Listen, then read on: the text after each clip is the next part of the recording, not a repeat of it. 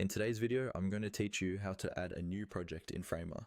Whether you're just getting started with Framer or you've been using it for a while, knowing exactly how to create a new project will save you time and help you stay organized. In this walkthrough, I'll guide you from the moment you're on the Framer interface all the way to choosing how you want your new project to start.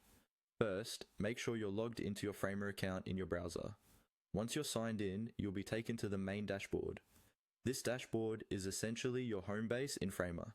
It's where you can see all of your existing projects, access recent work, and manage anything related to your workspace or team. Take a moment to look around the dashboard if you're new. You'll typically see your recent projects displayed in the center, and sometimes folders or teams on the side, depending on how your account is set up. From here, we're going to create something new. Now, direct your attention to the upper right corner of the dashboard. You should see a button labeled New Project. This button is your starting point whenever you want to begin a fresh design or prototype.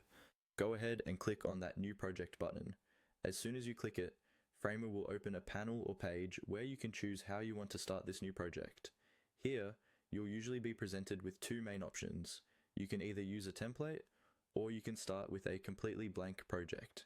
If you choose a template, Framer gives you a pre-built starting point. Templates are great if you want to move quickly, follow best practices, or get inspiration from existing layouts. They might include ready-made pages, components, and interactions. This is especially useful for things like landing pages, portfolios, or common website structures.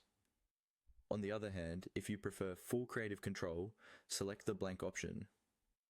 A blank project gives you an empty canvas, so you can build everything from scratch exactly the way you want. This is ideal if you already have a clear design in mind or you're working on something very custom.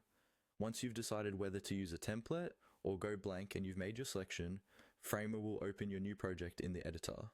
From here, you're ready to start designing and prototyping, and that's all it takes to add a new project in Framer.